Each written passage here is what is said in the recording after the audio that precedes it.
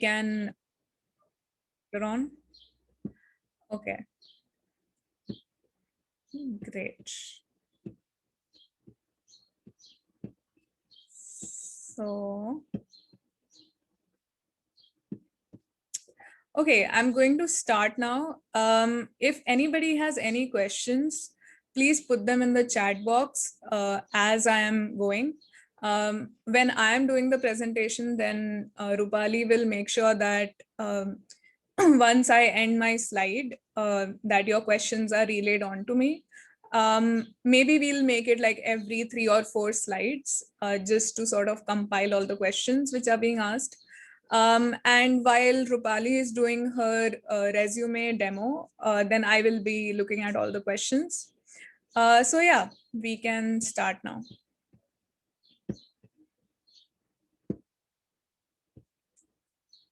I hope that the sound of the fan isn't too loud because it's really hot over here, even though I'm in Germany, but I hope it's not too disturbing. It's okay, right, Rupali? Okay, cool. Okay, so we can start. So as you all know, today's webinar is about how to write a good CV. And writing a good CV leaves a good impression. So I believe that it's one of the most important things when you are applying for anything new, because a CV sets a precedent to how you will be perceived by the new person, because that's the only way they know you.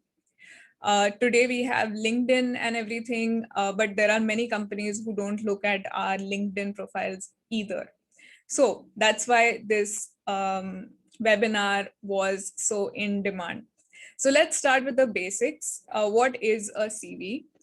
Yes, of course, it's a curriculum vitae, as we all might know.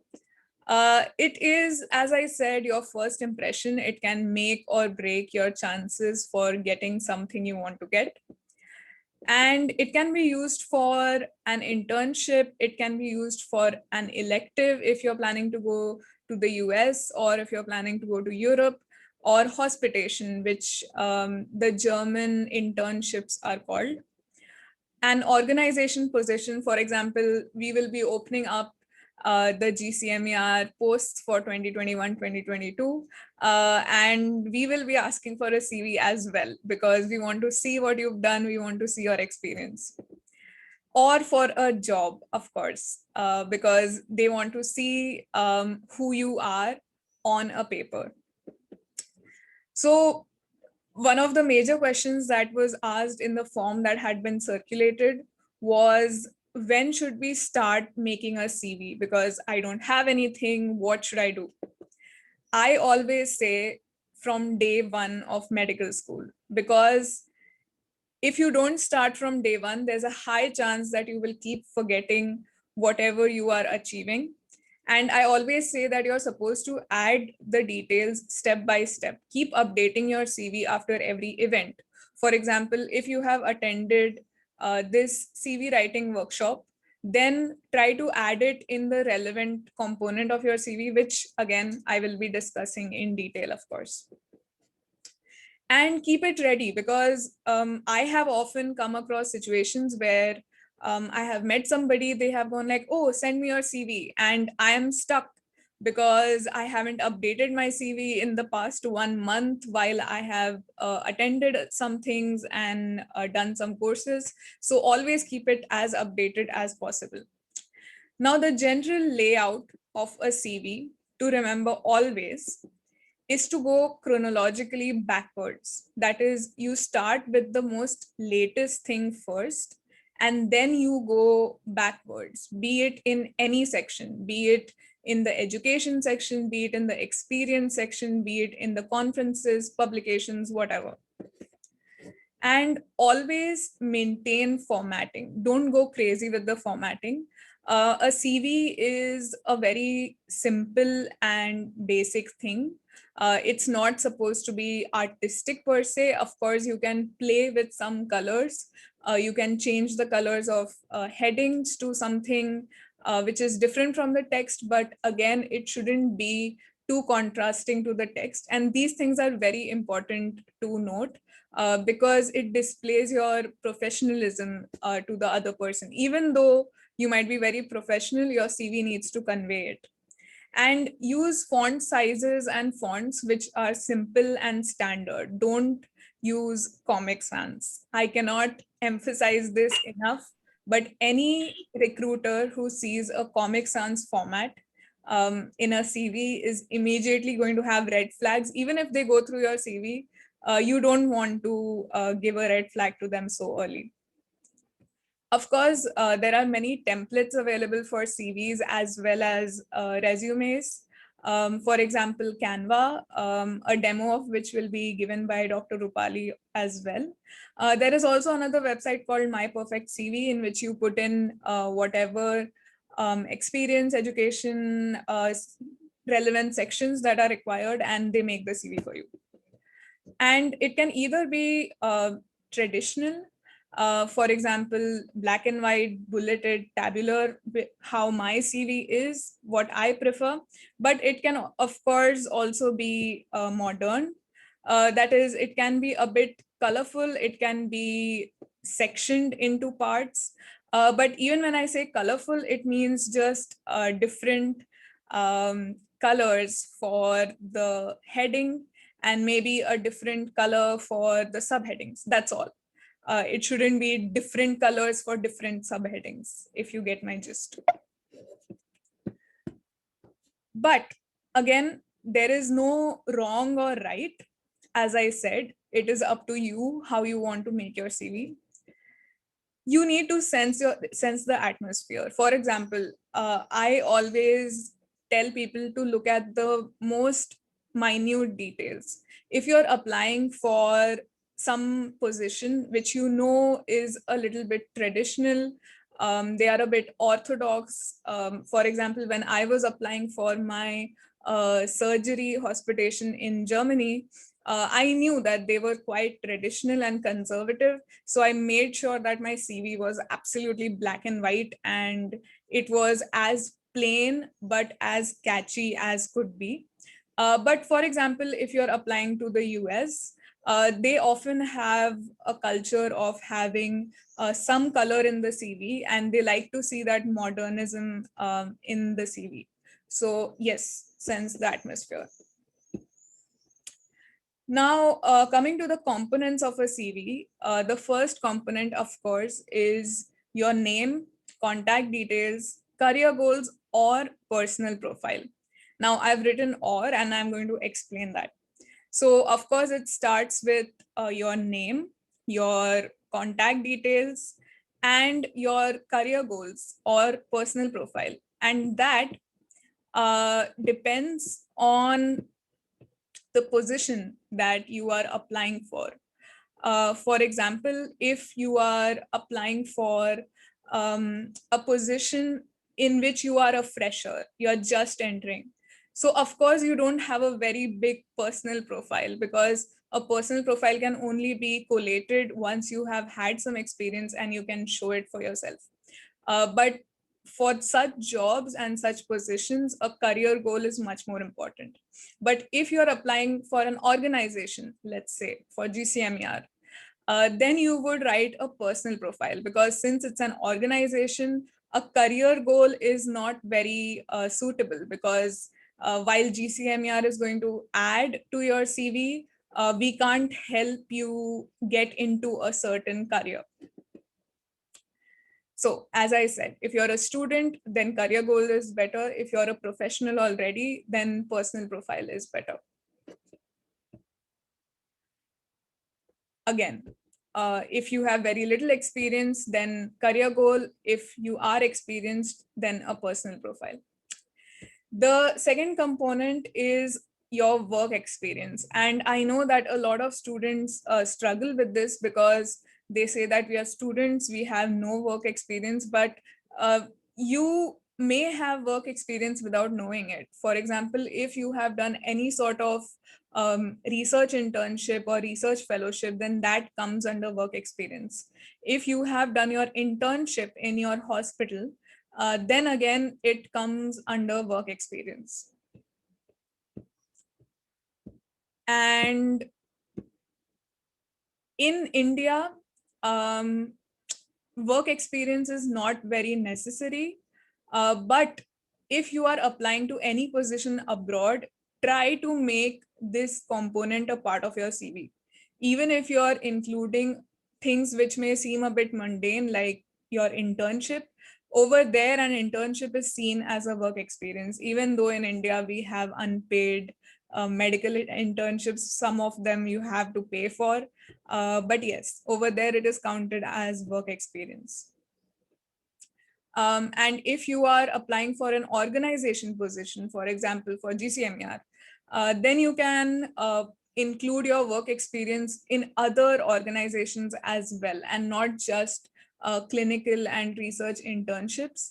You can include, for example, if you were the PR head of IMA or MSAI or IFMSA, then you can definitely include that. If you are applying for a research internship, then my tip for this would be that you can include this after your research projects and publications, because you always need to understand what will be the most important thing for someone who is reading your CV. So according to that, you can include it after your projects and publications. Now, the third component is your education, and this is pretty standard. I think most people start their CV with this component and miss out the first two components. But this is pretty self-explanatory. One thing, however, which I would like to point out is, yes, you can, of course, include a third column with the percentage scored, or if you have had any academic achievements. For example, if during your MBBS you got a distinction in a certain subject, then you can include a third column saying remarks, distinction in third year of ophthalmology or whatever. And you can definitely include that over here. One more thing that you can include, which a lot of students forget to include, are online courses. And in online courses, again, you should mention whether the online course was certified or not certified. If any of you are familiar with these websites, Coursera, Udemy, Harvard, edX, and even educative webinars. It can be a diagnostic webinar, it can be a therapeutic webinar. And if you are applying for a position in which, for example, you are applying for the PR position of a certain organization, then you would have to include any sort of communication skills workshops that you have taken in education itself. So as I'm saying this, you might understand that what your CV is depends on a lot what your position is, if that's clear. So if any of you are familiar with any of these websites, you might know that there are certified options and non-certified options. If something is certified, then it has more impact. But at the same time, due to some financial constraints, for example, because I know that on Harvard edX, if you don't pay for a course, then you don't get certified for it. And I understand that a lot of students may face that problem. So even if it is not certified and you have attended that course, then include it, because someone who is actually paying attention to that course might just ask you for your profile screenshot, and they will ask you that can you just show us when you did it, how many hours you did it for, because all of that is recorded. So don't hesitate to put that in as well. Now, the fourth component is your publications. And this, of course, is necessary if you are applying for a research position. Even if you're applying for a clinical position, it is preferred that you include this. And in publications, again, you should include it in a chronological order. Can anybody point out what's wrong with this section? And if there are any questions in the chat box, Rupali, I can answer them over here. Yeah, we have one question. Mhm. So it's similar to what you already covered. It says, should I mention the events or achievements in my CV for which I do not have certificates? Of course, not all webinars I attend provide certificates. Yeah, so as I said, if you think that it is relevant, then you should include it and mention that it was not certified. And then if the person who is hiring you for a certain position is actually interested, you can always provide a reference of someone who conducted the workshop in that workshop column, and they can always contact them and verify the information. But then again, don't lie on your CV. I can't repeat this enough. Yes. Any other questions? Oshin, can I add on to this? Yeah, of course. So you can also take photographs of, Yeah. say, if it's a webinar, the speaker might not probably remember you because it's very difficult to keep track of so many participants.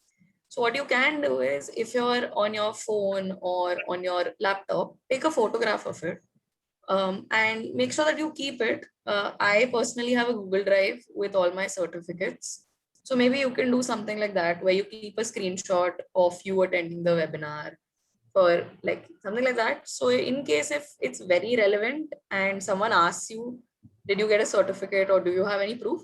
At least you have a photograph. Yes, of course. I agree with that.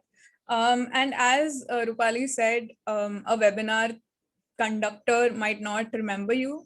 But then again, if you have registered for it, then we have your record. So that's why I also insist that people register for webinars, even if they are free. And yes, as some people have pointed out, the order of the publications is wrong. So yes, it should have been in a chronological order, and that's why you need to remember that very properly. Now, this is another question that I received in the forms was, can I include unpublished papers? So to this, I want to mention that if you are going to include this in the research projects part, which is the next component of your CV, then there is no need to mention that. So you might have noticed that I only have 3 publications, but like I have some more now, but I have only included the publications which are already published and out there, and the other projects that I've done are included in my research projects. But then again, I know that certain things require a certain number of publications. For example, if you are applying for a USMLE elective, or sometimes if you are trying to get matched into a residency, then very often they say that you should have had at least 2 publications. Some of them have that condition. So in that case, if your publication is in the peer review stage of a journal, then you can definitely include that and say that the estimated date of publication is so and so, and you can mention the month and the year, and then you can inform them when it gets published. Now coming to the 5th component, which is, as I mentioned, the research projects. And this is where you show the things that you worked on, either partially or completely, but couldn't or didn't get a publication out of. For example, right now, I am doing my doctor-med thesis on this. So of course, I don't have a publication, but I have mentioned it as a research project, that is the effect of olfactory training on EEG in children. And then again, as you might see, the 3rd point, which is the study of AKT and SMO mutations in skull-based meningiomas. Again, in that, I was not a part of the writing of the paper. I was only involved in the lab work. So because of that, I didn't want to be a part of the publication itself because I thought that it was unethical, because now I am just mentioned as an acknowledgement. But at the same time, this experience is very relevant for me because it shows that I have some experience with genetics. So that again, you can include as a research project. And whenever you're including a research project, it is nice if you can include a guide and the duration of the research project, of course.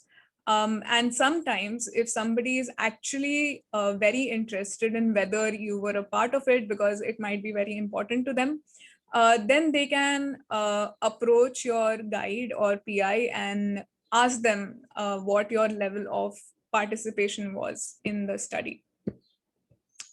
Now, the sixth component, and I have marked this as important, especially, is because a lot of people don't mention this. A lot of people stop at research projects and continue on to the end sections, which also I will mention.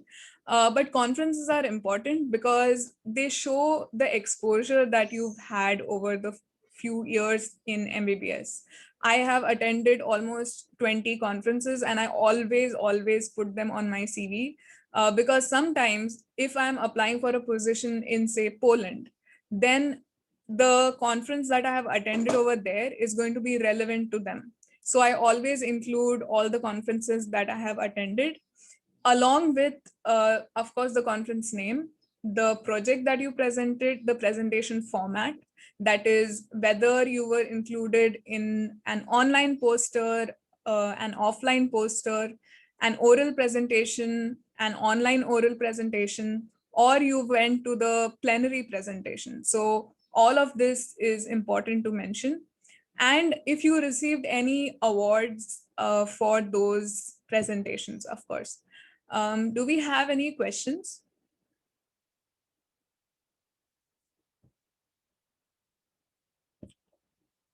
One second. How many pages long? Hello, am I audible? Yeah, yes. Oh, sorry, there's an issue with my mic. I'll tell you the question. So, how many pages long should a CV be? Especially if you've done a lot of things, how do you know which ones to showcase on your resume? Yeah, so I would say that a CV can be anywhere from 2 pages to 6 to 8 pages. There is no limit to the length of a CV. But of course, a resume needs to be a 1 page resume, preferably. And I think Rupali is going to cover what you need to include in your resume out of the entire CV. So I'll just give a small sentence on this. Include the things that are most relevant. Don't include irrelevant things. Don't include extra things which are obvious. Just include the relevant things. Some seniors have told me that, Next question. yeah, tell me. So, some seniors have told me that organizations such as IMA, MSN are not even recognized abroad. Should achievements as a member of such organizations be included in the CV? Okay, so this is a controversial question because I think that if you have been a member of an organization, but you haven't conducted any event, then it's not to be mentioned on your CV, because what should be mentioned on your CV is something that makes you stand apart from the crowd. And enrolling for membership doesn't count as that. So that's why it shouldn't be mentioned. I would say whether it is any organization, even if it is IFMSA, which is like recognized everywhere. But if you have organized something as a part of that organization, then yes, you should include that in your CV. Yes. Thank you. Okay, so the next question is, can you please repeat what you said regarding unpublished projects? Where should we include it? Yes, of course. So as I said, the unpublished projects can be included in the research projects part, which comes after the published projects. Or if the number of publications is necessary, then you can include what stage of publication it is in.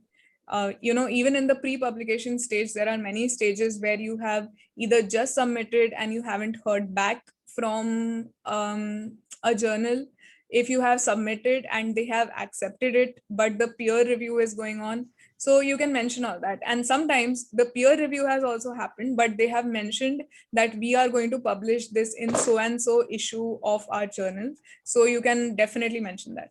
Okay, next. Okay, and the next question. Um, is there a difference between a CV and a resume? I thought they were the same things. Yes, of course. Many people have that feeling that they're the same thing. But I will be coming to the differences between the CV and the resume in a very short time. Okay. If I have only attended a conference but not participated in any oral or paper presentation, should I add that to my CV? I would say that if you have attended a conference as a passive participant, which is what you're mentioning here, uh, then if the conference is international, then yes, mention it as an attendee.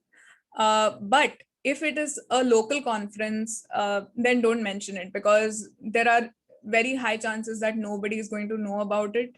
And it just looks like you're trying to add to your CV because you don't have anything to add. You might as well leave it blank. It doesn't matter if you have attended only local conferences. But for example, if you have attended say ISCOMs or WIMC or AIMS or YES or any of those conferences, as even a passive participant, because it adds to your experience. You have exposure to all those people from abroad. You have seen research projects from other students. Then yes, it can be added to your CV. Okay. So That's it for now for the questions. You can continue. perfect. Thank you. Okay. So we can move on to the last few sections of the CV. And that is firstly technical skills. Now, technical skills are sort of misunderstood by a lot of people. They don't know what to mention in technical skills, in soft skills. So technical skills are the skills which are relevant to the job, of course. And you might have some other skills which are technical but not relevant to the job. And you should always highlight, either make it bold or underline it, whatever is relevant to the job, because many a times people seem to mention a lot of irrelevant things, and the person who is reading your CV, there is a saying that anybody who is reading your CV will not spend more than 30 seconds to 1 minute on it if they are seeing a lot of CVs. So your CV should be highlighting whatever makes you stand apart from the crowd and whatever is relevant. It can include certified and non-certified skills like ACLS, BLS, suturing, testing on animal models, any sort of lab experience that you have, for example, PCR, DNA electrophoresis, and even things such as like technical and scientific writing. If you have done any sort of course, then mention the course in brackets. But at the same time, if you just have experience with it, and if you think that you're confident in doing it, if you have published your own papers, then you can also include it. You can also include here any languages other than English and any English certifications, if you have any, for example, IELTS or TOEFL. But over here, I would say that only include English certifications. Don't mention fluent in English. Mention certifications. But if you are applying for something that is in another country, then you should mention any sort of other languages that you know of. For example, I would write that, okay, German B1 certification achieved Goethe Institute. So yeah, you can do that. Now, coming to the soft skills, again, I have included this as the same component because it's basically the skills section of your CV. Now, this section is either hated by some people who hire people, and it is one of the first section that some recruiters go to. So again, in soft skills, I would mention, try to avoid anything that is irrelevant. And even if you do mention it, again, highlight it, and support the skills with relevant experience. Now, this is something that will make your CV stand apart from all the other people who are applying for that job. Because most people will write good at communication, problem solving, quick learner, the usual stuff. But if you are able to support this with any sort of relevant experiences, for example, if you have started an organization, then you would say leadership skills acquired through the initiation of so and so organization over so and so time period. If you have worked in a working group, or if you have been a part of a team of an organizational conference or any sort of organization as well, then you can mention teamwork acquired through so and so experience. So remember that the soft skill section is not to be taken lightly. You need to mention why you have those soft skills. You can't just mention things which you see online when you search for soft skills on a CV. Mention your relevant experiences. Now, the last component of a CV, because we have covered almost everything. Again, of course, there's the co-curricular section in which you can include things which might be relevant to the job, but sometimes are just not required. If you're applying for any sort of research internship, then you can include, if you were part of the publication team of a journal, then you can include that as a co-curricular experience. So yeah, things like that. Don't include irrelevant things. Like, I have had a jewelry business, but I'm not going to include that on my CV while applying for a research internship, because it's not relevant. It probably makes me look like I was distracted or something. So I'm not going to include that. But apart from that, there is one last component which is necessary in a CV. So yes, let me see the chat box for any guesses. Yeah, we have two questions. Okay, first question. Could you suggest some conferences to attend for a beginner? Yes, of course. If by beginner you mean anybody who has entered MBBS, then yes, I would say that you can apply, of course, preferably to be an active participant, that is, you're presenting your research in conferences like ISCOMs, um, WIMC, Yes Meeting, AIMS, not the AIMS in India, the AIMS that happens in Portugal. You can also apply for ICAMS, which happens in Ireland. You can also apply for BIMCO, which happens online right now, I think, but it's from Ukraine. You can also apply for BrainComs, which happens in Brazil, but again, I think it is happening online.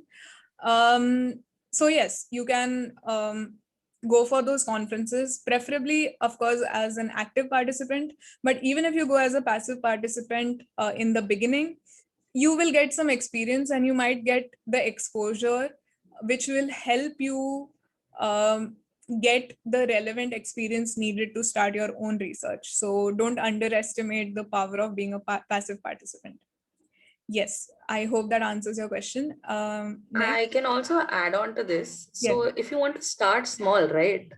If you don't want to go for an international conference initially, start with your college conferences. I'm sure all of you have academic fests, or you have colleges around you which organize academic fests, and they have conferences. Yeah. So those you will have a local audience, and you will be less nervous because it's a smaller platform and it's probably people you're comfortable around. So it's a easier way to start presenting, and it will also give you a lot more experience on how you can improve. So every conference that you present in, even if you're not getting a position, or you're not getting the medals, you will get feedback, and that feedback is what is more important than getting a medal, because that is how you will be good enough to be able to present at an international conference. So don't worry about the name of the conference, if it's a small one, if it's a local one, or if you haven't heard of it. If you have the time, if you're in second year, third year, and you just want to start practicing, go for it. Yeah, I absolutely support that. But at the same time, I was trying to mention the conferences which you can add as a passive participant to your CV. But yes, if you are presenting anywhere, go for it. As Rupali clarified, if you're presenting anywhere, start small, but start. That's very important. Okay, so the next question is, where would you mention activities outside of the academic sphere, activities such as volunteering and social service? That comes under co-curricular work. I know that some positions require that you have volunteered or done some social service, and they prefer that because it shows character. So yeah, you can include that in your co-curricular activity. And we have one last question in the chat, that is, how do you explain gaps in the CV? Before I answer this, please try to guess what the last component of a CV is, if you can. And if you can't guess, then just write no, because then I'll get an idea of if people are listening. So how do you explain gaps in your CV? Of course, there can be gaps in the CV of a professional as well. But coming to the gaps in a student's CV, usually gaps are not paid attention to when you are a student, because it is assumed that you were doing your educational work, you were focusing on your exams, and you just didn't have time. And that doesn't mean anything. Nobody is going to question you of why you didn't attend conferences in a certain year and then you skipped to some other year and attended conferences in that year. Nobody is going to ask you that, because as a student you're not expected to do that every year. If you do that, then great. But as you go into the professional field, again there can be gaps, and you can fill up those gaps with things which are developing your skills. So you can mention that over this time I was practicing this skill and I was developing this skill, which landed me in so and so job. And again, that might have been a skill which you already had, and you were just unable to get more jobs based on that skill. But once you have gotten that job and you have included that job on your CV, then you can think retrospectively which skills on your CV would have been relevant for that job. And this is a trick, of course. And you can always mention to them verbally that I was brushing up on these skills because I thought that they needed more brushing up. And that's why I took my time. So that's how you can fill up the gaps in your CV. As a student, don't worry about it. Absolutely. Ocean, do you want to take more questions now or later on? Yes, we can take more. Okay. No problem. So one of the questions that we have now is, where do you add experiences like being an editor-in-chief for college newsletter? Can it be mentioned in the CV? Yes, of course. So if you are applying for a research internship, then it comes in your work experience. So that's a little tricky, because if you are applying for something in which research is a very big part, and since being an editor in chief is showing that you have some research acumen as well, you should include that in your work experience for sure. If, for example, you're applying for a clinical job, then you can apply this in your technical skills part, where you say journal editing supported by a stint as editor in chief of so and so magazine of so and so college. They don't expect you to be editor in chiefs of BMJ or anything. So just mention this. It is relevant for sure. That's it. I think the remaining question might be covered in your next part. So if it's not, we'll take it later. Okay, perfect. So I am seeing some guesses. Personal statement, again, that's a separate thing from a CV. So You wouldn't include that over here, but yes, it's important for certain jobs. Hobbies and extracurricular activities. As I said, co-curricular activities can be mentioned. Don't mention your hobbies in a professional CV, because they don't want to know whether you like cycling or whether you like art. But if, of course, you're applying for an organization, I personally don't like to see hobbies, because I am more interested in what you're doing when you are a part of my organization. Your personal life is your personal life. Okay. Contact details, reach back in case of clarification. Again, you have mentioned it in the beginning, so you don't need to mention it over here. Uh, okay. Now, we have the correct guess over here, and that is the references. Because references are very important, not only when someone specifically asks for them, but if you are able to provide references on your own, then it shows that you are confident in whatever you have worked for. So always when you're joining an organization or you're working for a research project, be shameless and ask them that if my work over here is good, can I get a reference from you? Can I mention you as my reference? Because that is not as burdening as writing a recommendation letter. Because I understand that a lot of professors shy away from writing a recommendation letter because they're just not interested in that, or they think that, oh, this person wants to use me for my recommendation letter. So don't ask for a recommendation letter, but ask straight up, can I mention you as my reference? Especially if you are working with someone who is senior and who is from the same country where you're applying for a certain job. For example, if whenever I apply for any sort of residency in Germany, then it will be relevant if I have worked with the doctors in Germany itself. And even though the relevant job experience from India will count, they won't have as much faith in the references from India as they will in the country where the job is. So again, references are very important. Okay, we have another question. Yeah. Where do we add experiences like, one second, where do we add the position of managing editor in a peer-reviewed journal? Does it count as leadership role in work experience? Uh, no, it counts as teamwork. But yes, you can write it as leadership. It's a gray zone. But again, mention that in your work experience. Any sort of position that you have held, which is relevant for the job or position that you're applying for, mention it in your work experience. As I said, if you're applying for an organization, then you have to mention your roles in other organizations. Don't be shy. Don't think that they might think of this as some sort of competition or something. Nobody thinks that. Just mention everything honestly. And then again, if you're applying for a research position, then mention any sort of stints that you have had with journals, with research organizations, with any sort of work in a research lab, with any sort of internships in the relevant research fields. Mention that in your work experience. We have another question. Will the format change for someone shifting careers after MBBS?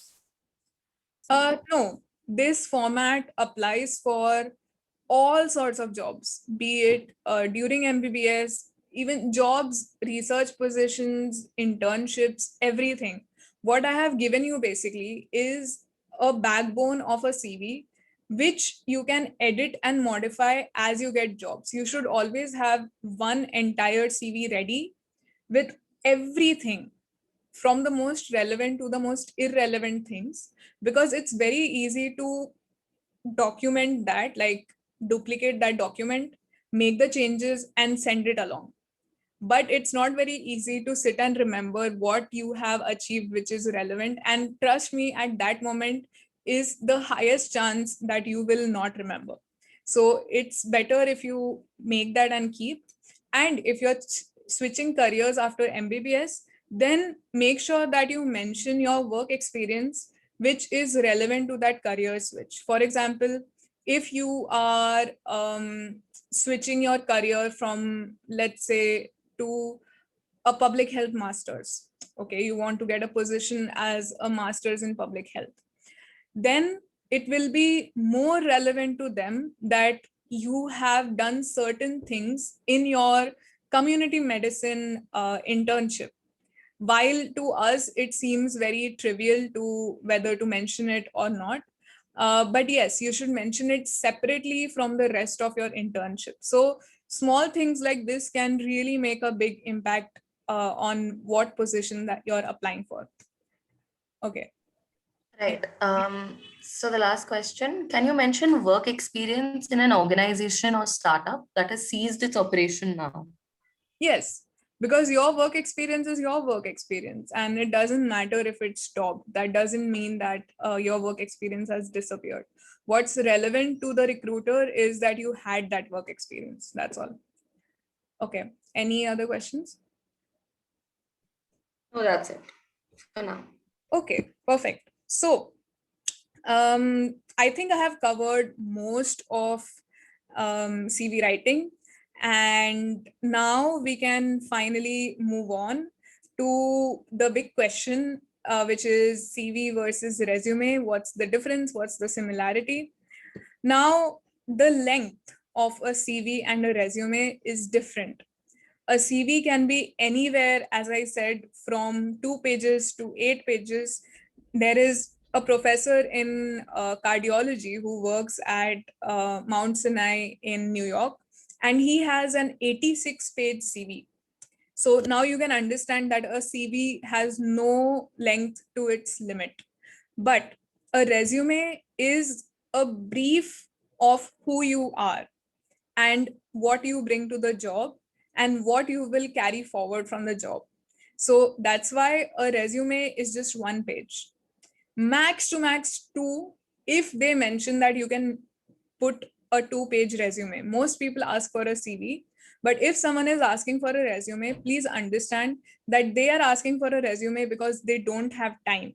And if in that you give them a 2 page resume, then immediately they will think that you don't have value for their time and they will have a red flag on you no matter what kind of experience and relevant profile you have. Now, the information, again, as one of you already pointed out, is different between a CV and a resume. You have to filter out a lot of information, especially because it's shortened.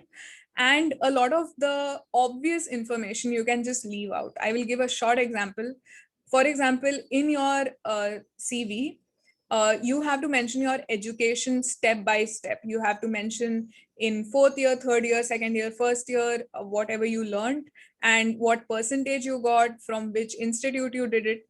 But in your resume, you can simply mention MBBS from so and so institute, because it's not on you to have to tell them what experience you got. They have to understand it on their own. Because very often in a resume, especially if you have had other experience, it's impossible for you to mention all that. Again, the purpose is different between a CV and a resume.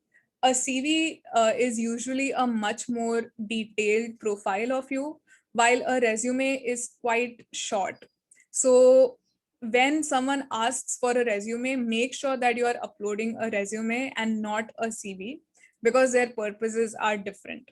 And Rupali will be covering everything, but I can take any sort of questions you might have for CV writing right now.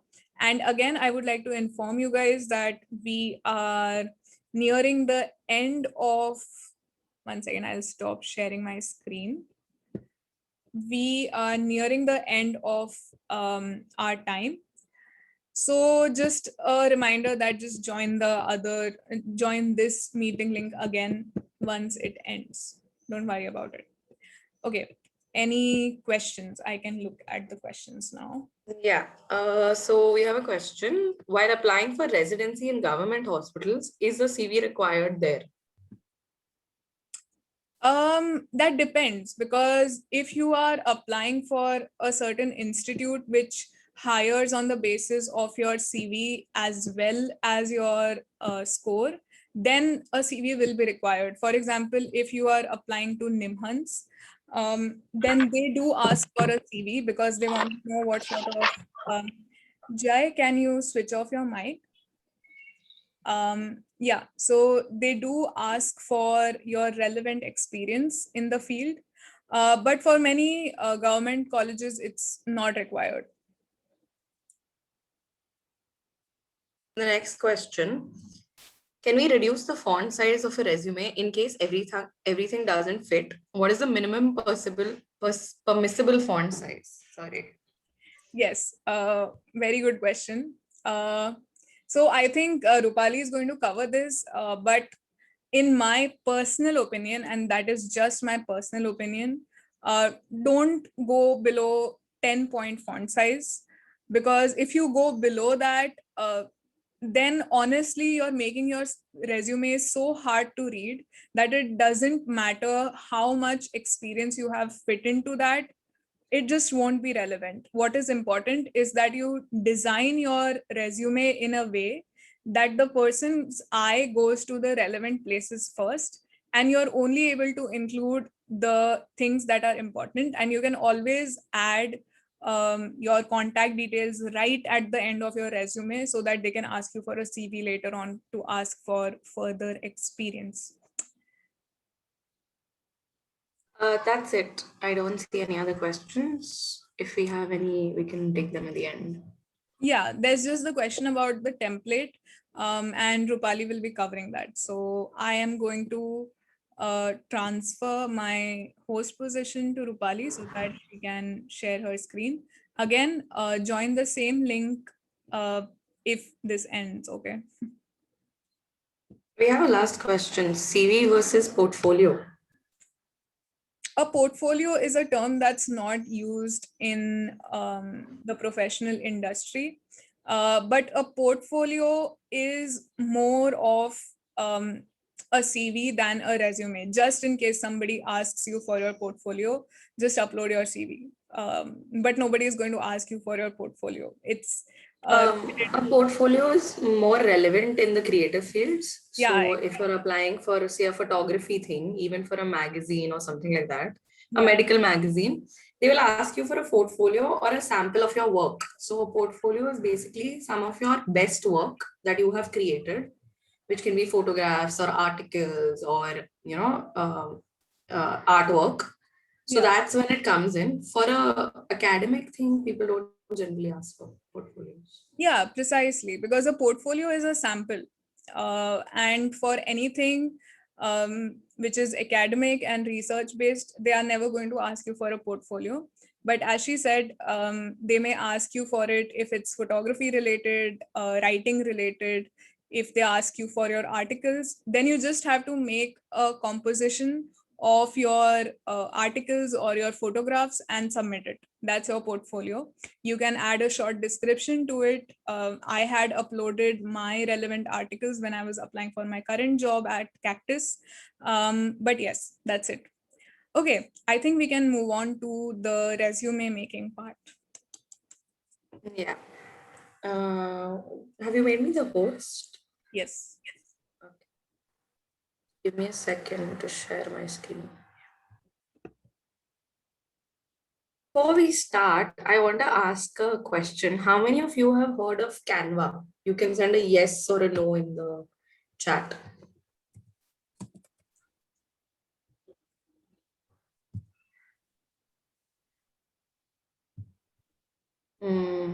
Okay, so I see a lot of responses, a lot of yeses coming in.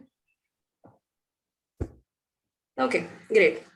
So in general, I'm assuming that you have a basic overview of how Canva works. We will be covering how to use it to make your CV, what templates are good, what can be modified according to your needs. So I'll just share my screen.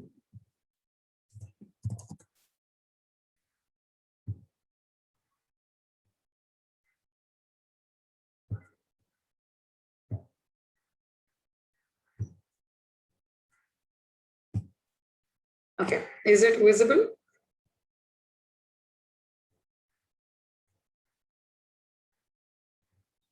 Ocean, everyone, can you see it? Yes, yes. Okay, great.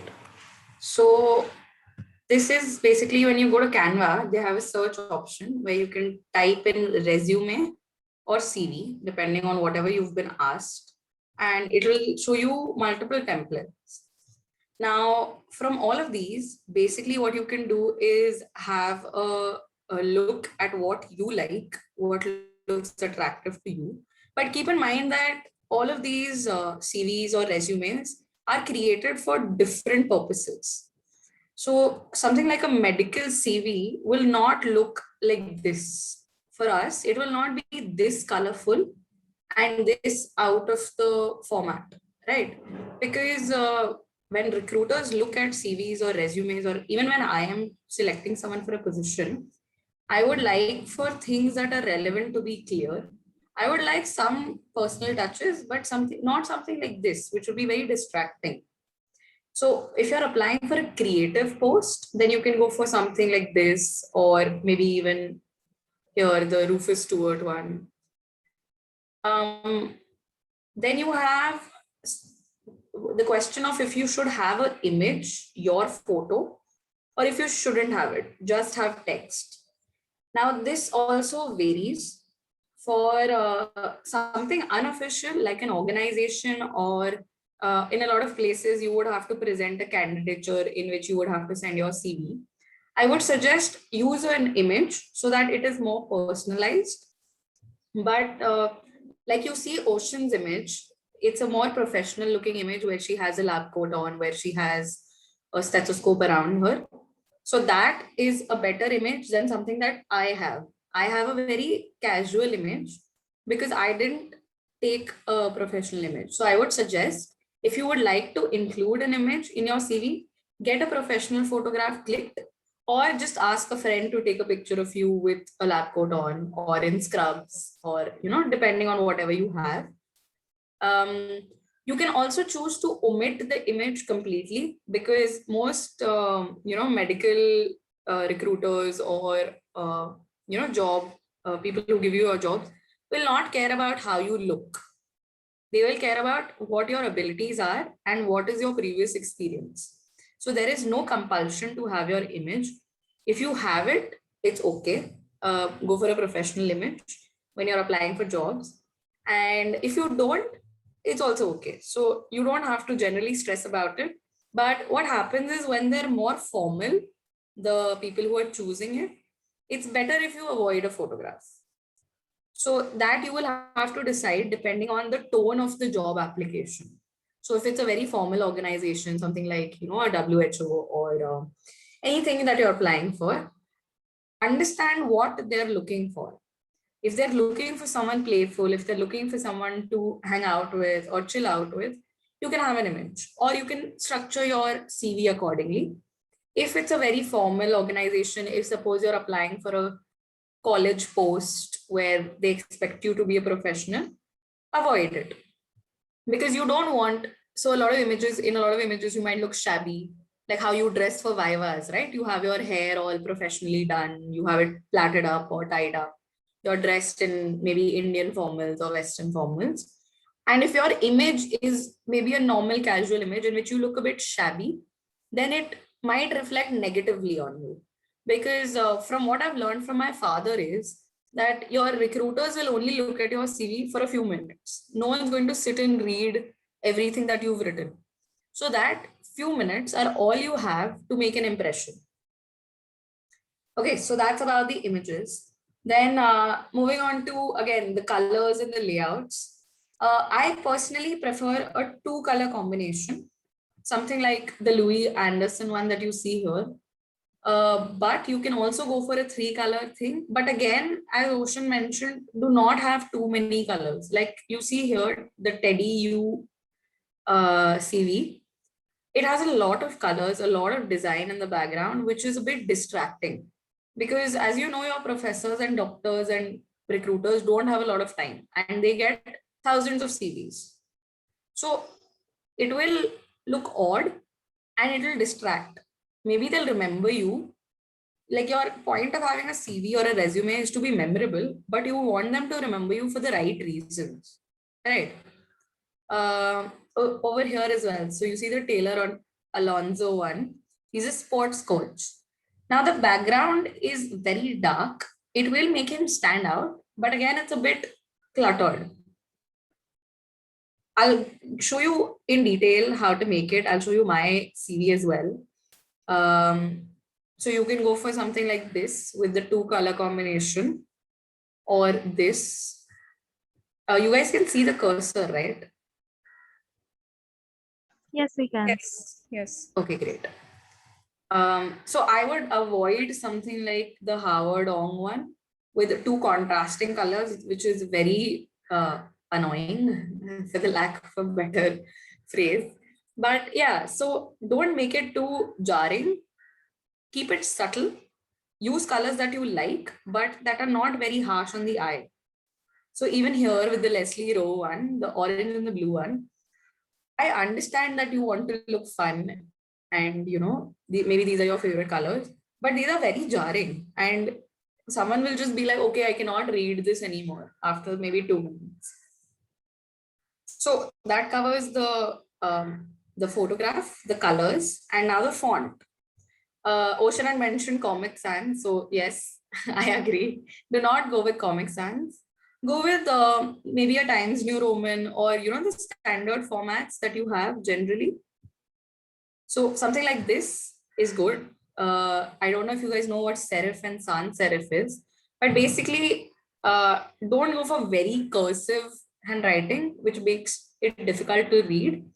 Go for basic fonts and also like the font size.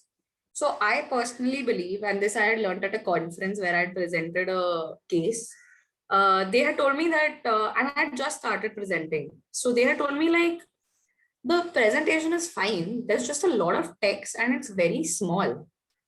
The point of you giving any document is that they should be able to read it and read it easily. So, like Ocean said, do not go below a 10. I would suggest do not go below an 11 also. Because if it's an older professor, suppose you're applying for an observership and it's an older professor, a very esteemed one, maybe a cardiologist or something, who has difficulty already in reading very tiny fonts. So to him, if you're going to give him a 10 or a 9.5, he'll get irritated in the first place. So I would suggest stick to an 11 if you can. If you have a lot of content, then maybe consider going down. But rather than reducing the font, I would suggest be better at editing your CV. I understand you want to tell them everything that you've ever done and how impressive you are and what all you can do in life. But that is not the point of a CV. They don't care if you're a gold medalist in sports or captain of the sports team or whatever it is. It's a good skill to have, but try to mold it as say leadership and team working rather than just putting it in hobbies that I play football. Unless it's like a casual thing. If you're applying for an organization where you have to hang out with people and you need icebreakers, then having hobbies is a great thing. Because then if I'm the recruiter and I see a hobby as say traveling, then when I'm taking your interview and I need an icebreaker, I can always ask you, can you tell me a few places that you've traveled to? What did you enjoy? But this is only when it's a very informal interview.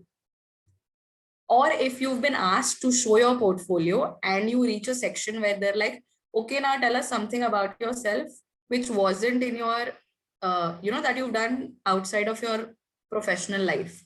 But this comes much later. Your first selection is going to be on the basis of your CV. So like Ocean said, if you're applying for a research position or something very formal, try to avoid it. Then, okay. I will now show you medical CVs, why they're different and what we try to aim for.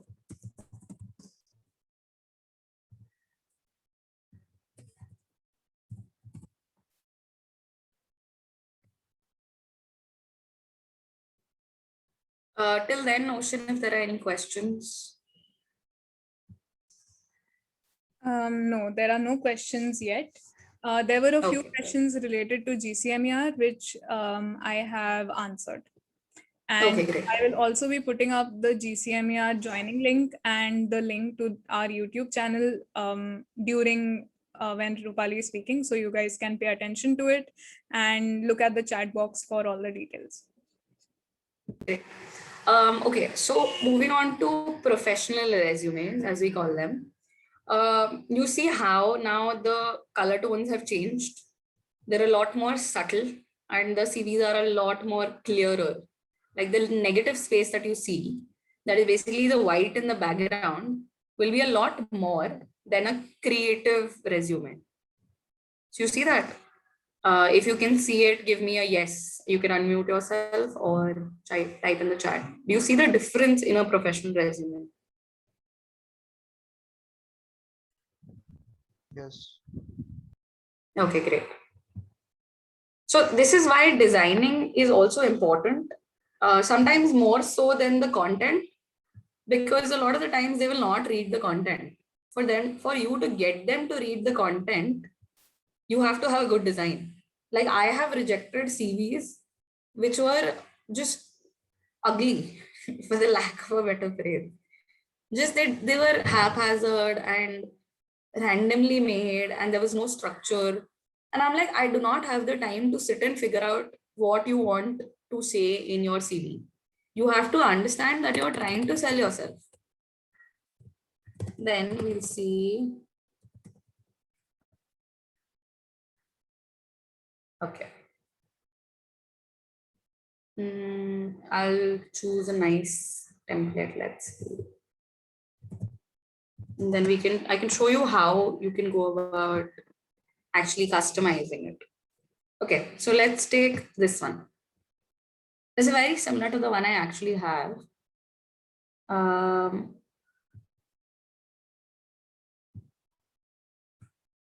So Olivia here is an IT project manager. And what you can see is the first thing she's written is what she is in the position she is right now, or the position she wants to apply for. So my CV says my name, and then it says medical student or medical intern. So at least they know the gist of who you are. And suppose somehow you've sent your CV in the wrong place, like it's a hospital, and the hospital administration or the recruiters have sent your CV to the wrong department. Suppose nursing ko bhej diya. Then if the first thing that says is medical intern or MBBS student, they will know, okay, they've got the wrong CV. So that is the first thing that will catch your eye. Then she has gone on to write a personal profile, which says I am whatever, whatever, whatever, with some basic skills that she has mentioned and the experience that she wants to highlight. Because suppose someone has 5 minutes to read your CV, they will see your name, what you are, and your personal profile. The rest they'll maybe just give an overview to, like work experience mein they'll just see project manager, senior UX designer, whatever. They will not read key, conducted day-to-day project, blah, blah, blah, blah. This they might see once they've already shortlisted you. So if you're making, suppose, a personal profile for yourself, suppose you're a second year MBBS student, you say, I am a second MBBS student at this college. And, with experience in these things. And I am also actively participating in various organizations. Or one of the things that you can do, which I see in CVs that are not related to medicine, people say that they are looking for experience in this. So in their personal profile only, they will mention, I am looking to, looking for openings in research, or say in social media marketing. So things like that. That one line extra also you can add, that I want to do this. In a lot of places, so suppose you're applying for MSAI or IFMSA, they ask you for motivation. Like, why do you want to do what you're applying for? So that also can be a line that you can add in your personal profile. Like, I am a motivated medical student. Now, these adjectives, although they sound very, superficial and floofy, but think about it. Would you rather have someone who says they're motivated in their CV or someone who just says, I'm a medical student? You're all medical students. You have to realize that. And then you figure out what makes you different from the rest. So I would say something like, I am motivated and creative. And then I would have the proof to, back that up, that I'm not just throwing words in the air saying ki I am creative. What says that I'm creative? I will say that I have done these courses, that I design and things like that. So are you understanding what I'm saying? If you can give me a yes in the chat. So if everyone's with me till now. Okay. Great. So that becomes your personal profile. Then you have the work experience. Now, as Oshin mentioned, very important to have this, even as medical students. You can mention your education. You can maybe go a little bit, if you're not an intern, right? You haven't really had a lot of work experience. So maybe you can focus more on your education, lesser on the work experience. Now, I had luckily I got observerships that I could do in other countries and in my own, where I assisted them in certain things. So I can mention that in my work experience, but it's not an issue if you don't have any. If you're, say, a first year student and you just want to make a basic CV, or if you're a second year student and you don't have work experience, it's understandable. But don't miss out on putting things there. Like I could have just skipped my observership. There was one CV that I made where I was applying for something and I hadn't mentioned my observerships. And a friend pointed it out, like, why haven't you written it? So that's when it struck me that, yeah, it is something that I've done and it is some experience that I've gotten from there. Oshin, also feel free to correct me at any point if you have a difference of opinion. No, I agree completely, because sometimes the smallest missing the smallest information can actually make or break your chances to get into something. So what she's saying is very right.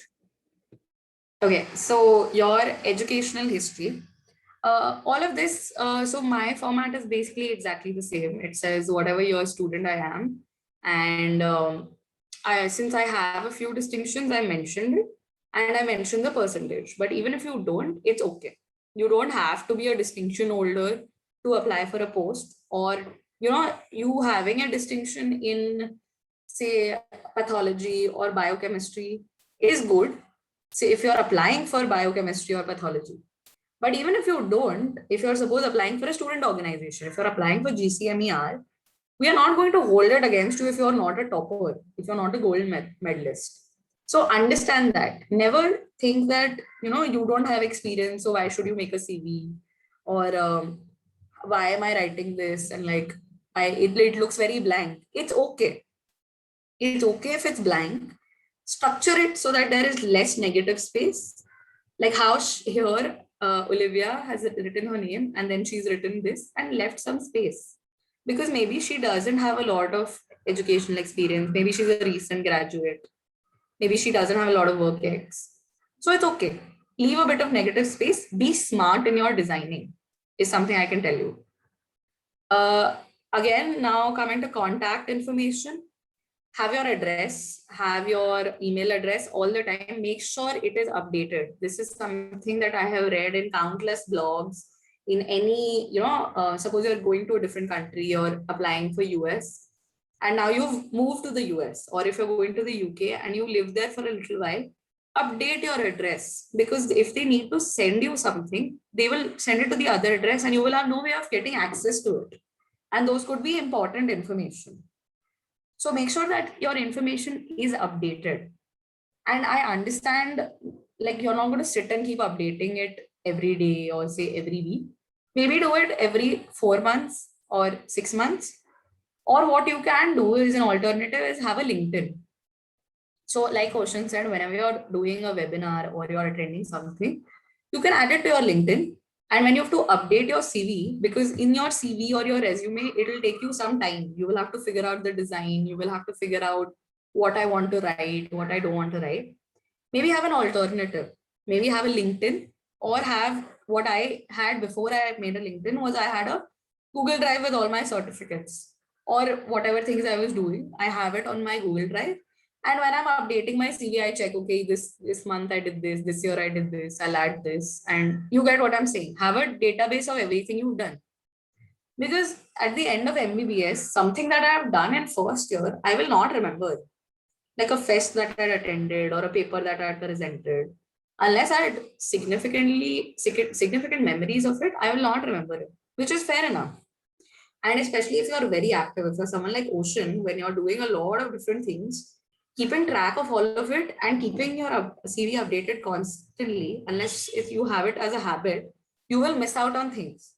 So it's okay. जब भी email पे तुम्हें certificate आया, suppose GCMER has sent you a certificate on your email, immediately download it and directly upload it to your drive. Later on, you can sit and figure out, okay, this I want to add, this I want to add, etc. If you have a website, you can add it, but I highly doubt that. Even I don't have a website. And if you have a LinkedIn, there are certain hacks to integrating your LinkedIn with your CV as well, which I think is a bit too much for your level, because I don't think a lot of you will have LinkedIn right now. But when you do, we can cover it in another session. So contact information, have your address, have your email address, have your phone number. Always have. We have a question. Yeah, sorry, go ahead. Do you want to take it now? Yeah. Tell me. The question is how to insert a table in Canva resume template. Okay. So if suppose I want to remove all of this, or I just want to remove the text, right? So if you want to edit on Canva, right, this whole thing is structured together. Like if you move it, it will move all together, which I don't want to do. I just want the heading and baki mujhe hatana hai. So I will ungroup it. Now every element you see has a line around it. That means every element is separate. You click outside, and now when you move this, only the project manager moves. So you delete that.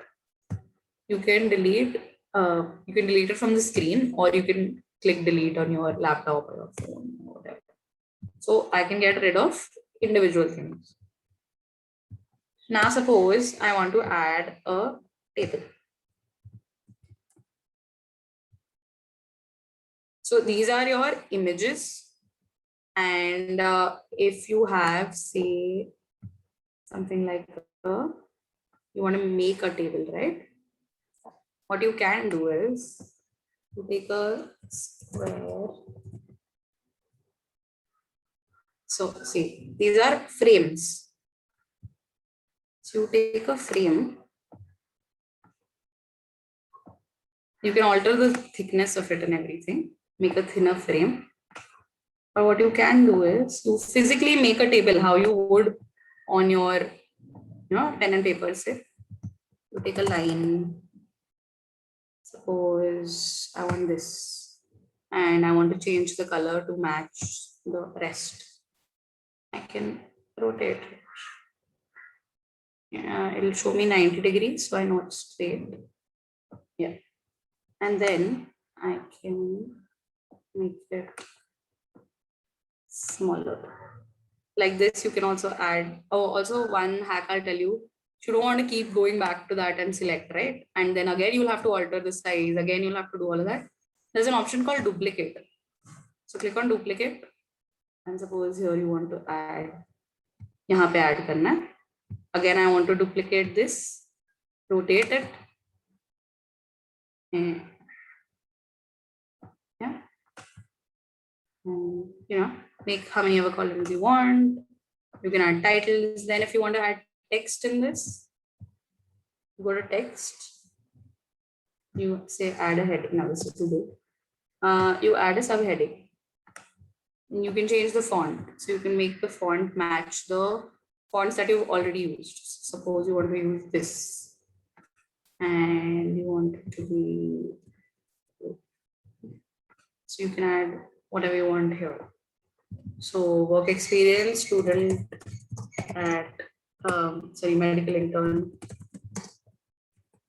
at JJ hospital, right? And you can structure it. You can play around with it, move it, so that it looks nice. And then you can add the year here, maybe. And add whatever year you are in. And again, you can duplicate. Do not sit and reselect. Duplicate, bring it here. Suppose you were, it's 2021, right? So 2021. Bring it here. And yeah. And Canva is great because it aligns things for you. So you don't have to like sit there and do that. So when you see the 3 lines matching with each other, you can do it like this. So if this frame is too thick for you, you can change the different, you can change it to a different frame. So if you want, say, you don't want such sharp lines.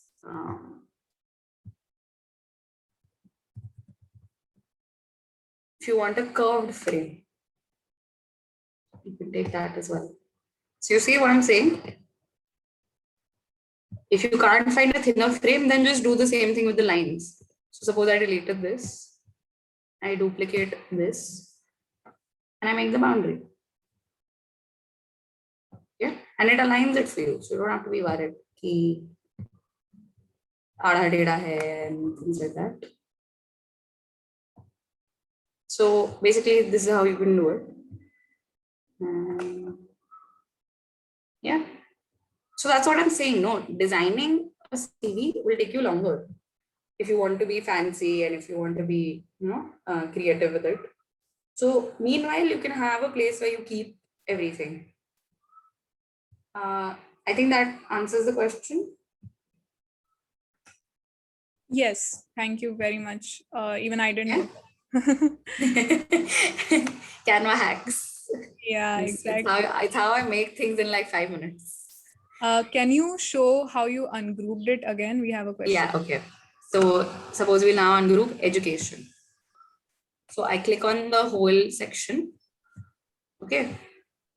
मैंने click किया. Top right पे you see ungroup. Click on that. Now there's a blue line around all of it. So if you click on it right now, it hasn't completely ungrouped. You click outside. Now it's ungrouped, and you can now individually click on every line and delete, or say, now suppose I want to duplicate just HDFZ graduation. I can duplicate that.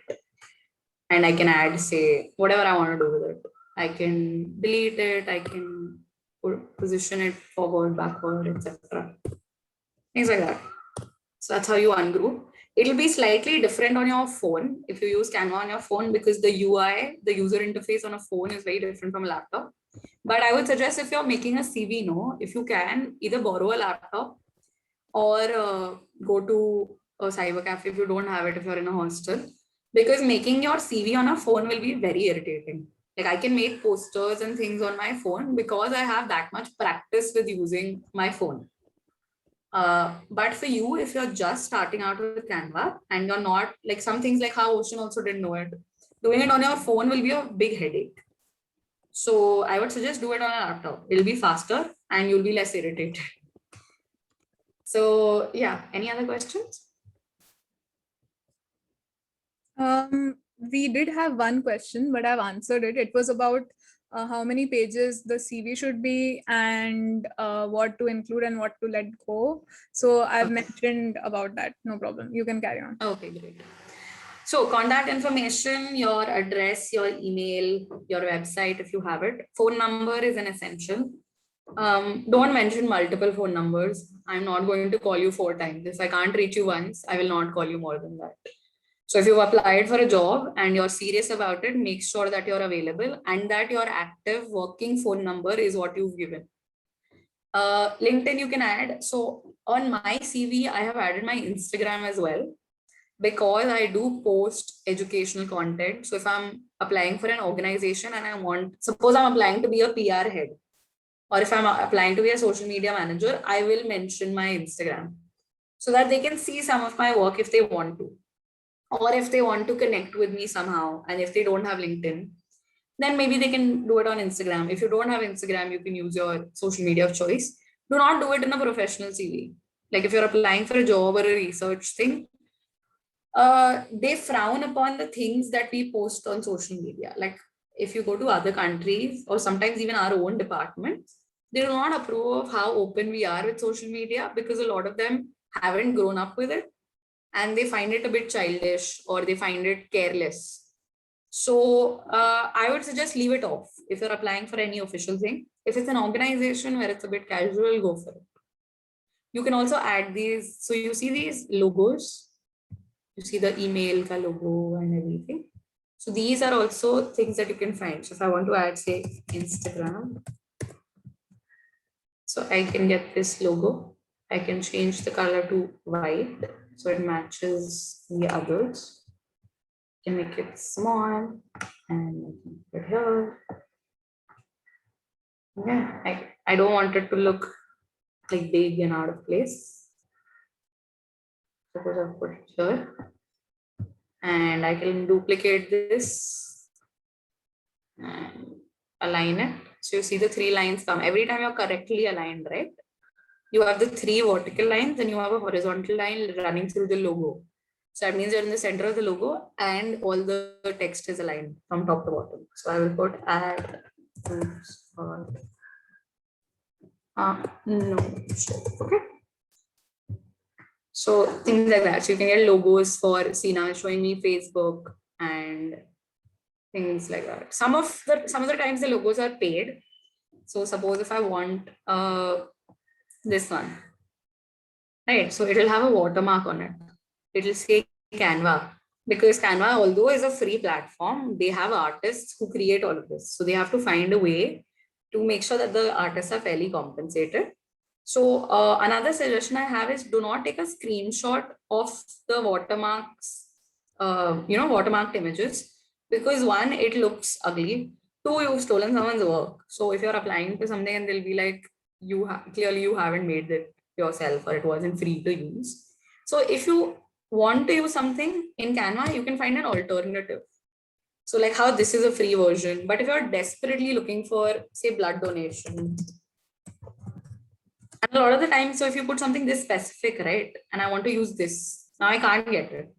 And I can see the Canva watermark. What I can do is I can check blood.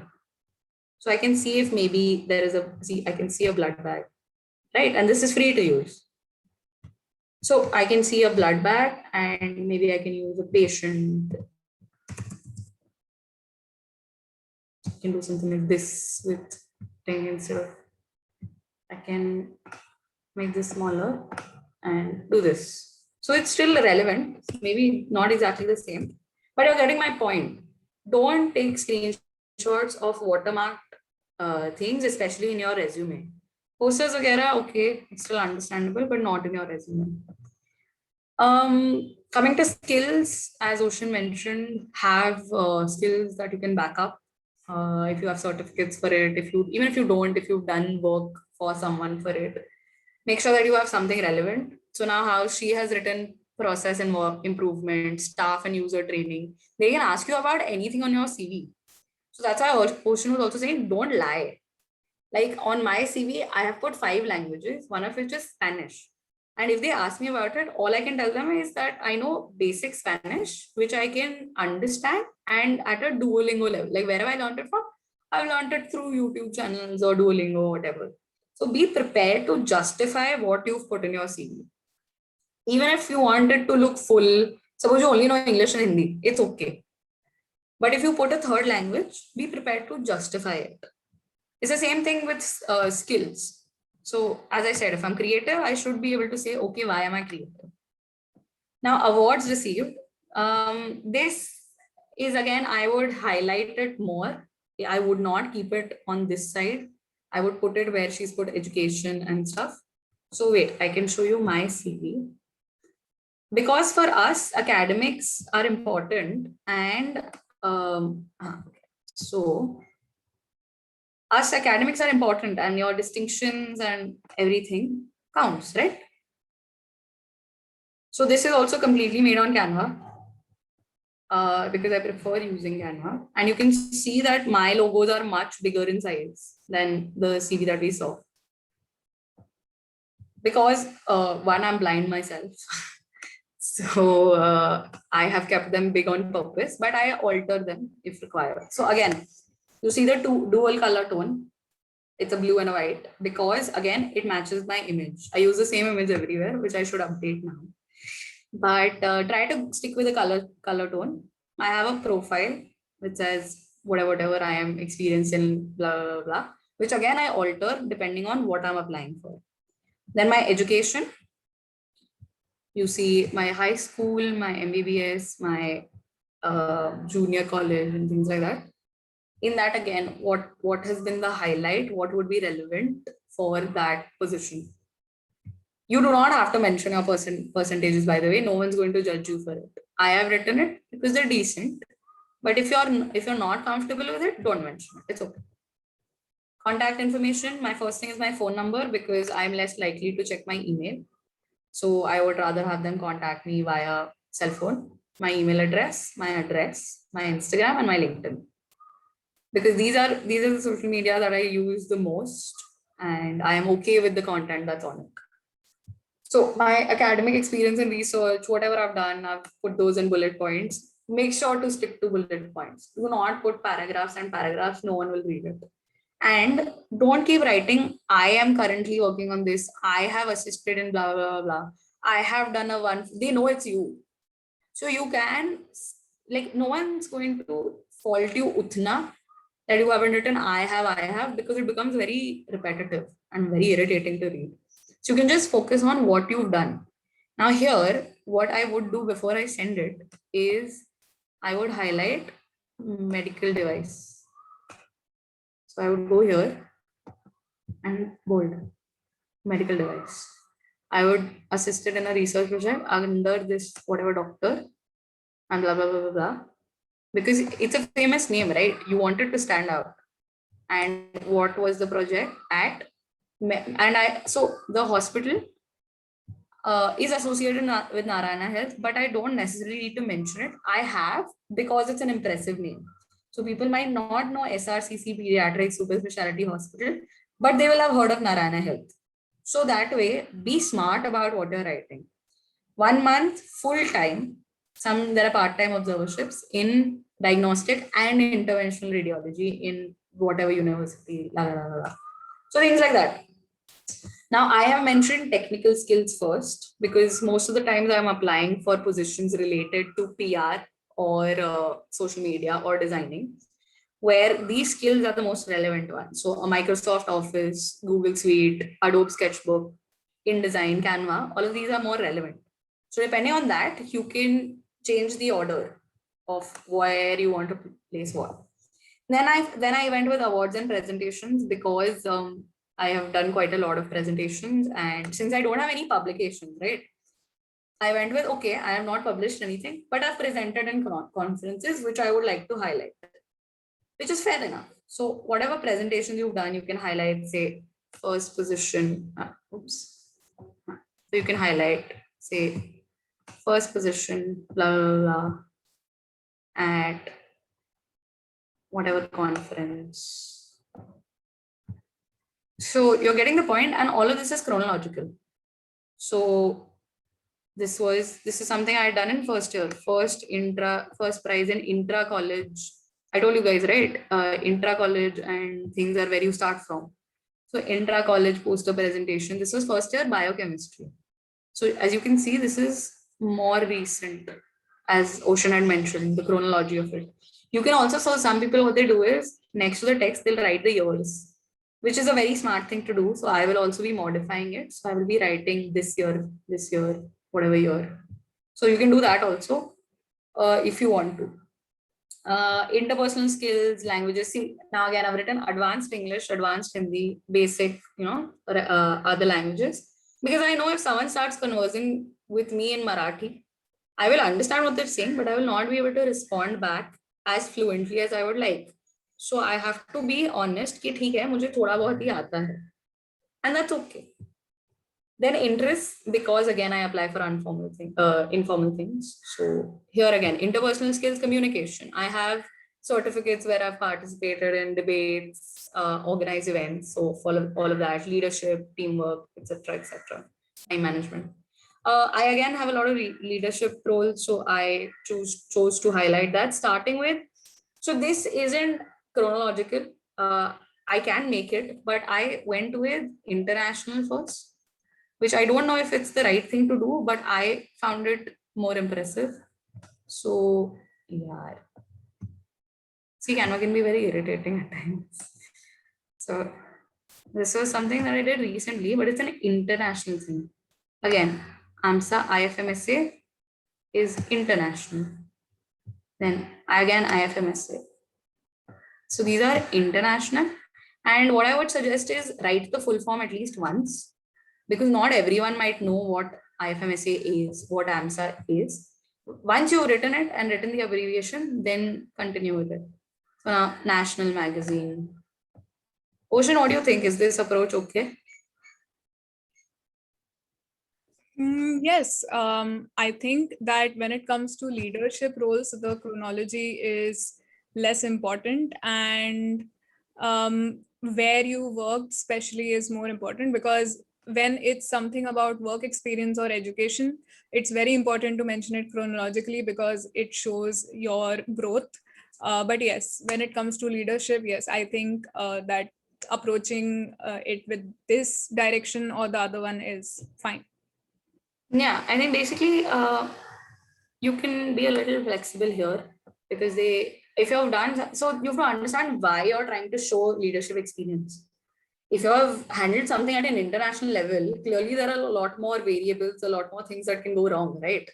Than say at a local level. So that's why a leadership role at an international level will have, say, a more significant impact than a leadership role at a local level. Now, something like IFMSA World Refugee Day, I did this in 2016. This was in not 2016. First year or second year. But I've still put it first because, again, it's international and it's something that I feel very passionately about. So I'm okay with it being old. If they ask me, I can tell them, yes, I've done it a few years back. But I feel strongly about this issue. That's why I have put it first. So things like that. Now, then these are the college clubs, suppose, secretary of the book club, whatever. These are extremely local. So that's what I've done. Then workshops and conferences, someone asked if we can mention participant. So I have written that. This is again chronological. You can see 2020. Because again, a conference which is more recent will have more recent updates than a conference that was held 4 years ago. So participant at whatever, international clinical skills, blah, blah, blah, blah. So here I have followed the chronology.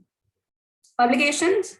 Now, as Oshin mentioned, publications you should write first, but my publications are not academic. These are things that I've just written, which I enjoyed writing and are published. Like these are PDFs online and you can find it and they've been mentioned on social media.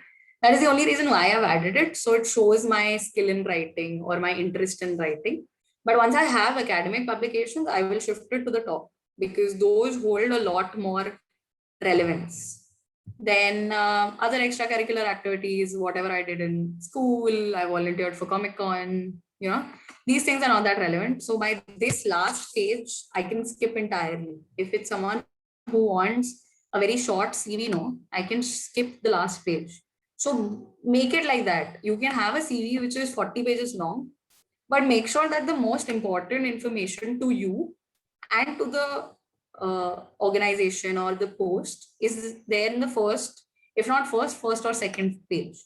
If they don't read also, I'm okay with it. If they don't read that I did a startup in crisis course at MySlab, or I did a WHO course. If you've done these courses and you want to highlight it, put it further up. Now, other extracurriculars I've just put because I did art, again, the creativity thing, and I played sports and things like that. You don't have to have it. But if you have, say, if you're very proud of the fact that you were the captain of the football team or you've played national level, whatever, put it. It's okay. If you're applying for an organization, if nothing, it will score you some brownie points. That acha wo ek applicant tha jo was very good at football, and I remember his CV. Maybe not right for the position, but at least will be memorable. So it's okay. Don't do it in professional one. Like if I'm applying for a job, maybe I will skip this entire section. Maybe I'll skip the entire extracurriculars, unless it's a casual thing. So yeah, if you have any other design related questions. or anything you want to know, you can ask. I can show you other templates. You don't have to look at my screen. It's embarrassing.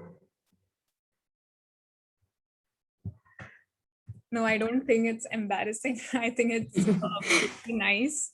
I can also show you guys my resume if you guys want. Oh, yeah. Also, I would like to give all of you a task. Now, since it is a workshop, I don't want it to just be me telling you, ye karo. I want all of you to make your CV. I'm going to stop sharing and show you the other website, the My Perfect CV wala. Just give me a second. 1 second, let me just find it. Yeah. So it's a great website. Even I didn't know about it. I looked it up when Oshin mentioned it. Because I've always used Canva because I was good at designing. I didn't particularly need to use any external websites. All I did was, before I started making mine, I read a lot of blogs that kaise banana hota hai, what are the punch words to have, and is my screen visible? Yes, yeah, now it's visible. Yeah. Okay, great. So this is My Perfect Resume, which has resumes where you have templates again, professional templates, Google Docs, resume formats, chronological, functional. I think the way I've written my leadership experience is functional rather than chronological. It has a blog on how to write a resume. It has examples of CVs and resumes, as you asked, are two different things. Cover letters. If you're applying for universities outside, right? Suppose you want to go to, if you were going to study MBBS in the US, or if you were applying for college as they call it, the 4 years, you would need to write a cover letter, and a lot of posts would expect you to write a cover letter of why you are applying, why should we take you, some certain things, so how to write a cover letter, templates, things like that. So these are, again, as you can see, these are professional CVs, so there's no photograph. So if I were to send my CV for a job, I would remove the photograph. Right now, I'm okay with having it because it's easier for people to identify me as well, because it's the same photograph everywhere. So you see how it's one color and accent colors. So it's a 2-color combination again. All she has is that one yellow line. All Jonathan has is that gray stripe, and very clear. You see how clearly everything is visible. It's all bullet point. See, they have highlighted their skills first, because those are the things that are valuable to an employer. They will want to see what you can do. Again, education and everything. For us, education and publications are more important.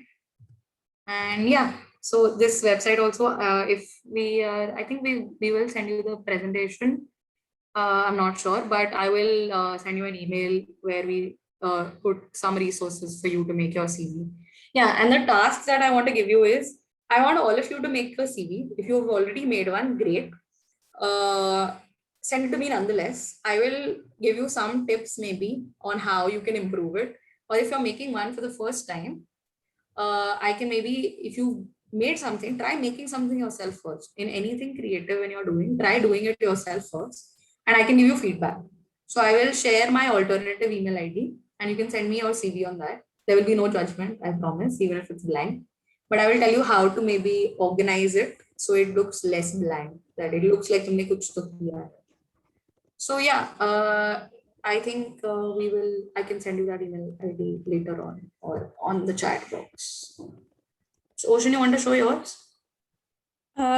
Yes, I can show mine. And then again, as she mentioned, you can either send in your resume, which is like designed with Canva, or you can also send us, one second, you can also send us your CV, which is like plain, as I had showed you before.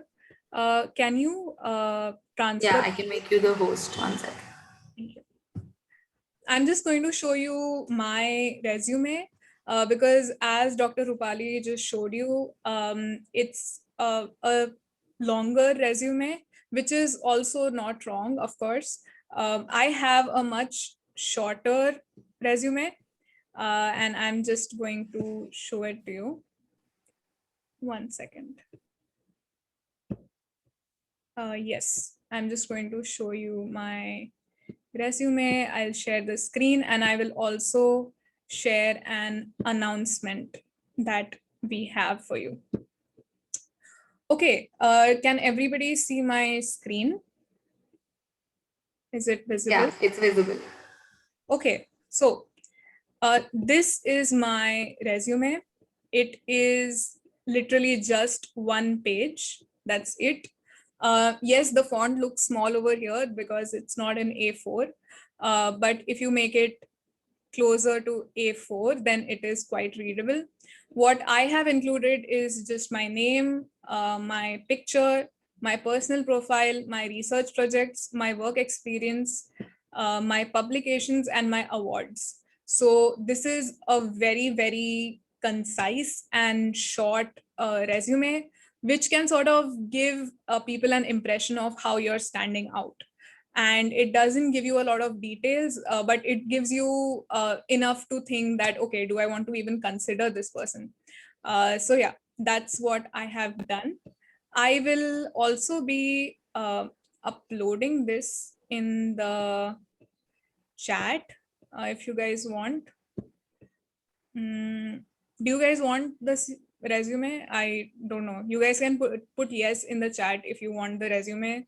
I can upload it, no problem. There's also a question. Okay.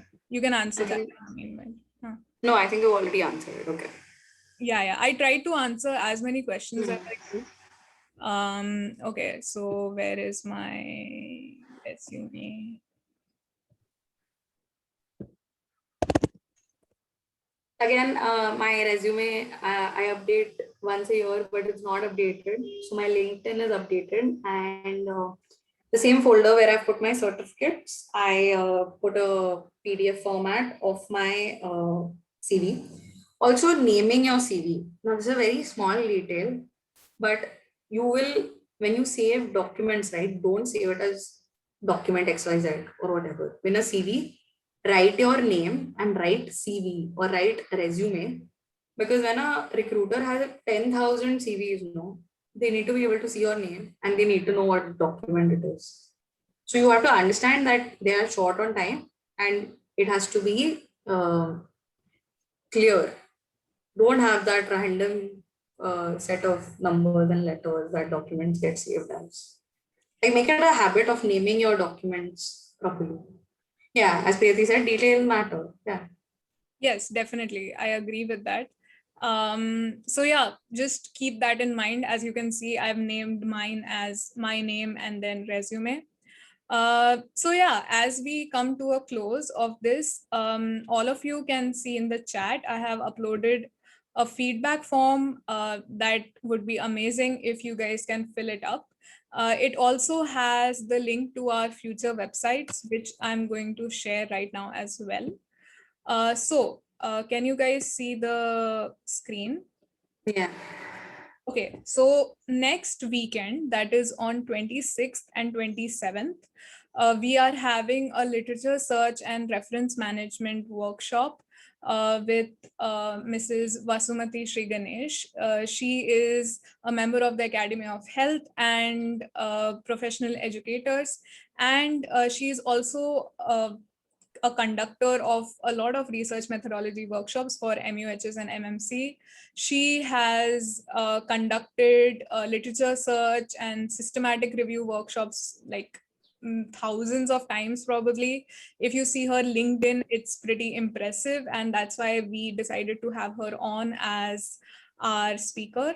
I think she recently also gave a talk, or today she's, I think, giving a talk in SET GMC Medical College. Basically, yeah, she is giving a talk in KEM. And and this will be a part of our GCMER for a cause program, in which you can choose to donate a certain amount if you want, which will basically go to our peripheral support system in India. Because as we all know, things are quite dire. Even if we think that this phase has passed and we are enjoying our freedom, it hasn't finished for a lot of places. So we want to keep supporting that. And anyone who donates above a certain amount, I will be putting the registration link over here. You guys will be getting a certification for your participation. So we have decided to do that because we don't want it to be without a cause even for you guys, because I think this will be a very good addition again to your CV. So I will put up the link over here. Okay, there's one question. In your opinion, should references just include esteemed doctors, or could those be founders of organizations too, for example? Yes, for example, if somebody is working with GCMER, I am always very happy to give them my references. I don't mind that. If there is a student starting off and they have worked with us, then we always give them a recommendation letter if required. We give our reference. I don't mind that. And yes, it will be relevant if the person who is the organizer is also relevantly attached to the position that you're applying for. So if you're applying for an organization position, then of course you can add that person as a reference. And even if you're applying for a research position per se, for example, if somebody from GCMER was to apply for a research position in Germany, for example, then I would be very happy to give my reference because I am working in Germany and they have worked with me, so I have some experience. People aren't shy about giving their reference. Don't worry about it. And then again, you guys can, oh, is it okay to add a research project that's ongoing? Yes, as you saw on my CV, I have also added something called from this time to present. What that basically means is that that research project is ongoing and you can definitely add that. So, so have I, like a device that I'm working on, which is in the process of being patented, is something I'm currently working on, right? So if it's something you want to highlight, you can say I'm currently working on this project, or if I'm working on making this. But if they ask you about it, be prepared to answer questions. Don't just be like, I am working on this project and I know nothing about it. So ऐसे नहीं होना चाहिए. Yeah, I agree. So I'm just sending you the registration link. Of course, we will be updating our Instagram as well. And we are also on LinkedIn, where we will be posting our new job positions very soon, which are basically like positions in an organization, which again might add to your CV.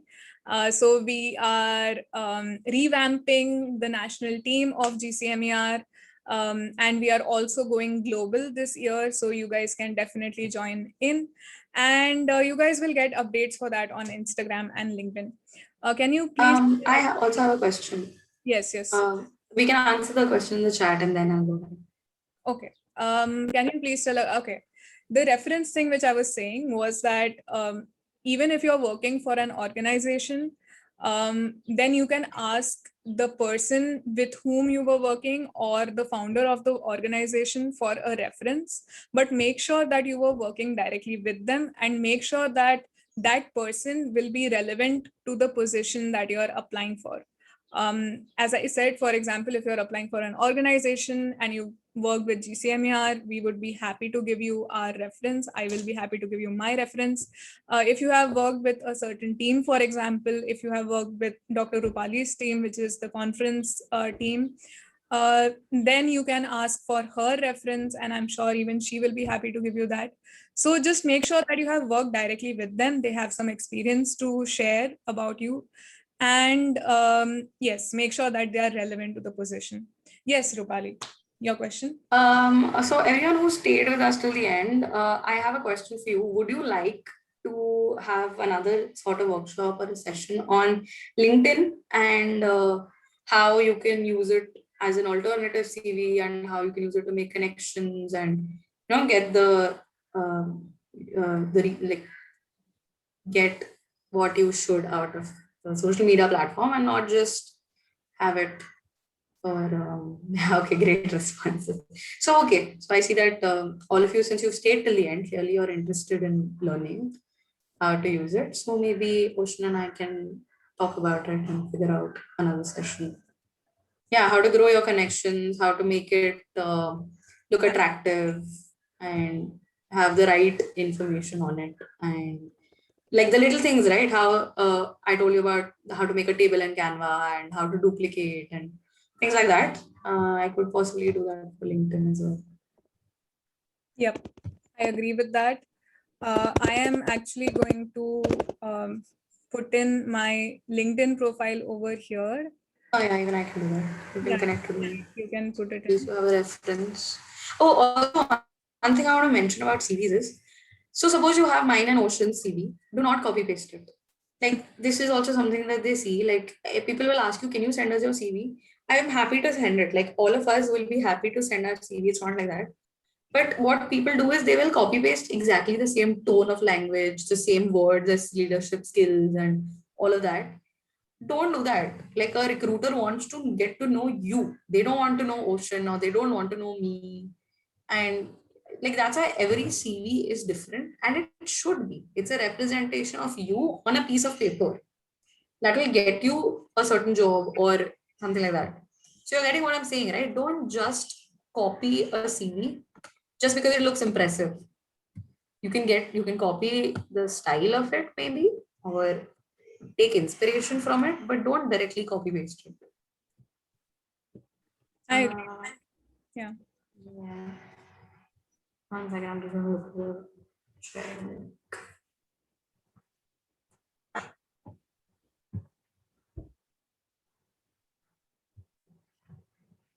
If anyone has any questions in terms of designing, you can ask me, or just CVs in general. Oh, you can also, by the way, you can save your LinkedIn profile as a CV itself. That is also very cool. If you're very like crappy at designing and you don't want to put in the effort, make a LinkedIn. Plagiarism, yes. Yeah, so that's my LinkedIn. Or should you want me to send yours as a link? Oh yeah. I Yeah, just send it as fine. exactly.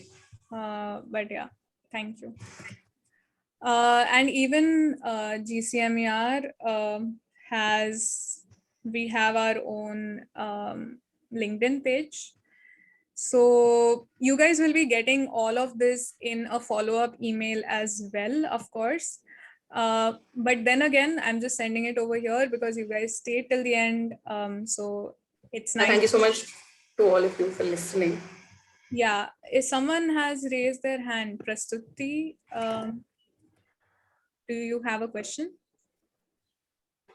Yeah, I have a question. I wanted to ask if we are mentioning different leadership posts in the CV. So, shall we include our experience for that particular leadership post in then and there only, or shall we write it somewhere else in some other segment, or it has to be omitted totally? No, I think it would come in your work experience because if you have had a certain role in a certain organization, then it does come in your work experience. But then again, you can mention it again in your soft skills. And you can say that leadership skills acquired through position, blah, blah, blah, whatever your position is. And so that they have a reference that okay, you worked at this position for this long and you have also mentioned what skill you acquired through it. So yeah, I think that should work out. Okay, thank you. Yeah. Do connect with us if you have feedback. If you want things right, if you want a workshop on something, drop a message. We'll try to arrange it if we can. If there's any other social media platform that you would like to know about, or any other tech that I can help with, feel free to drop me a message on LinkedIn or anything you want. Yeah, for sure. And yeah, so please fill out the feedback form. Please join us again for And this also, yes, that can be added to your CV. for sure. Yes, I think it can. Because I think any workshop shows an initiative, but don't add fake workshops to your thing, because if someone approaches us and says, did this person attend so and so workshop, we are not going to lie. And in fact, nobody is going to lie. Okay, where is the feedback form? Okay, I will send it again. because I know it has gotten a little lost. Also, don't run behind certificates to add to your CV. Like, do things that you actually want to do and that you're enthusiastic about. You will get enough certificates. Trust me. 5 साल का MBBS. इतने certificate होंगे that you won't know what to do with them. But if you genuinely do the things that you're interested in, you will enjoy it more and be less stressed about, oh, I want to add things to my CV because I want to apply for USMLE. Oh, I want to do things because I want to apply for PLAB. I understand there are certain requirements for certain exams, but still enjoy the process of it rather than just doing things for your CV. Yeah, I agree. So yeah, I have sent the relevant links again. The registration link for the workshop is also just here, I think. Oh God, the chat is so full. Everything is getting lost. But Prakash is asking another session on interview giving skills. Yeah, sure. Sure. Because even in the feedback form, we have actually included a question on what kind of workshops you would like us to conduct, because we always want to be working for the students and not just things that we want to do ourselves. So please write that over there so that we have some sort of record of these things, because there are so many ideas being discussed that it's very easy to lose track of them. So yes, please fill out the feedback form, and thank you, Dr. Rupali, so much for joining us, and thank you for being a part of GCMER as well.